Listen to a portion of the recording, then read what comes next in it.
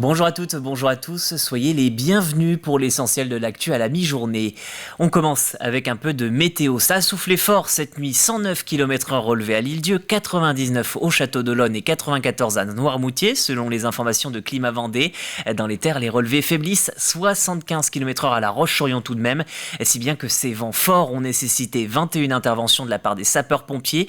42 agents ont été mobilisés au cœur de l'épisode entre minuit et 7h ce matin. En général, la cause est simple, des chutes d'arbres, pas de victimes à déplorer ce matin.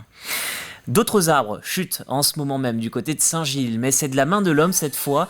Plusieurs pins parasols sont coupés depuis le 2 novembre. La raison, ces grands arbres provoquent bien des perturbations dans la ville. Rupture de câbles, chaussées surélevées, bref, la municipalité a décidé d'intervenir. Et c'est toute une avenue boisée qui s'apprête à disparaître. Une triste situation qui aurait pu être évitée avec un peu d'anticipation au moment des plantations. Les explications Grégoire de Châtillon.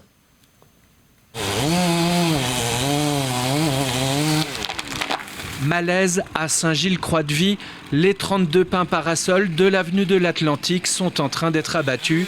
Ces arbres, aux racines puissantes plantés en 2001, n'auraient jamais dû être plantés là, sur ces trottoirs, juste à proximité des canalisations, réseaux internet et autres conduites de gaz.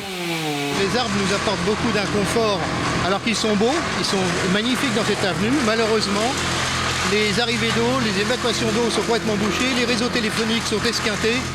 Moi je l'avais pensé dès le début qu'on aurait ce genre de problème, mais je ne pensais pas que ça aurait été aussi vite.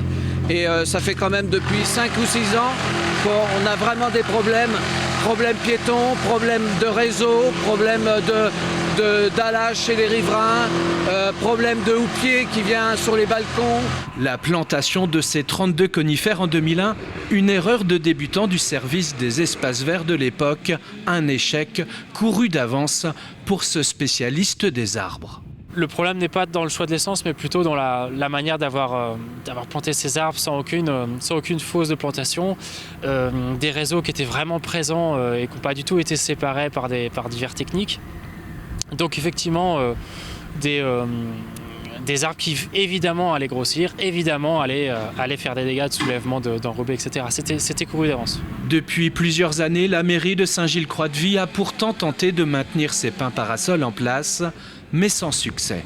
Il faut savoir que depuis 2020, c'est-à-dire 2 ans, on est intervenu à 6 reprises, dont 3 où il a fallu qu'on refasse les réseaux. Donc il y a ça. Il y a aussi le fait que ça impacte les maisons d'à côté. Les racines déforment aussi les trottoirs, ce qui provoque des chutes. Ça nous fait mal au cœur de voir tous ces beaux arbres. C'était quand même une belle avenue. Mais à un moment où il faut prendre des décisions, et malheureusement, elles ne sont pas toujours de gaieté de cœur. Cette avenue de Saint-Gilles-Croix-de-Vie commençait à s'apparenter à un îlot de fraîcheur bien précieux avec ses pins trentenaires.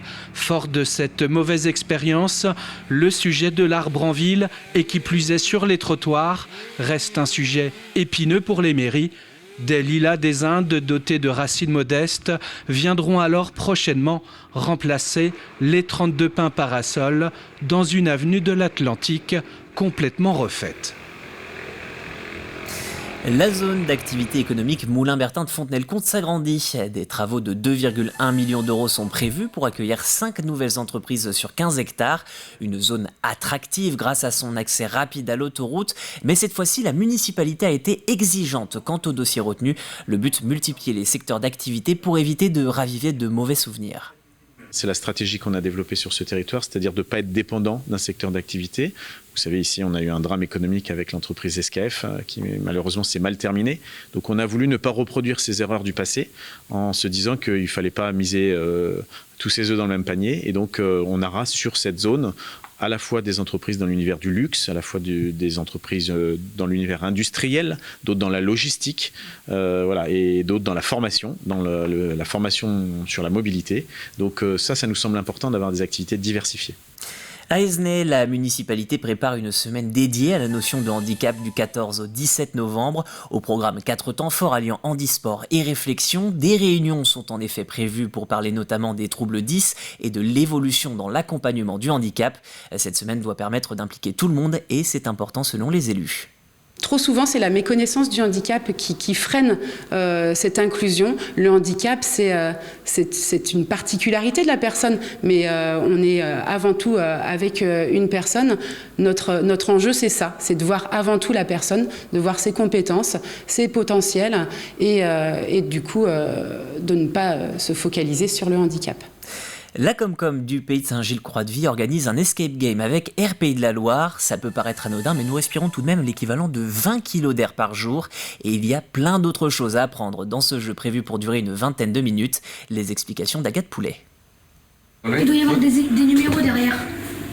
Ah voilà, il y a des lettres. Alors vas-y. Martin et sa famille ont 20 minutes pour sortir de cette pièce de 9 mètres carrés avant que l'air soit totalement dégradé. Pour réussir, ils devront résoudre 4 énigmes sur la qualité de l'air. Adepte des escape games, Martin est heureux de participer à cette expérience immersive et pédagogique.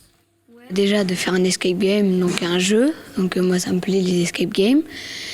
Et après le thème l'air, c'est bien.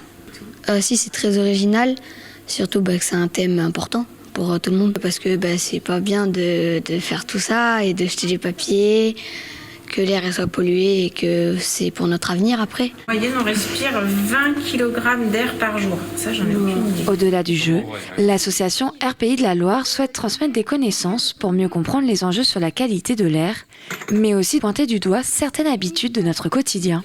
Cet outil Escape Game, c'est un vrai outil de sensibilisation qui permet de créer une vraie expérience. En fait, c'est un format immersif, innovant et ludique. On n'a pas totalement la main sur la qualité de l'air qu'on respire, mais en l'occurrence, oui, il y a un certain nombre d'actions qui peuvent être mises en place à notre échelle pour respirer un air moins pollué. C'est bon, ça y est, ouais, donc on a failli, hein. Défi réussi pour cette famille qui a pu sortir avant que l'air soit irrespirable.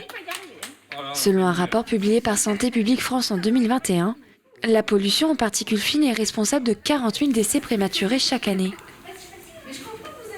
Et c'est ainsi que s'achève cette édition. Je vous remercie de l'avoir suivi. L'actualité revient dès ce soir, 18h en direct. Vous aurez le plaisir de retrouver Caroline Tronche. Je vous souhaite d'ici là une très belle après-midi sur TV Vendée.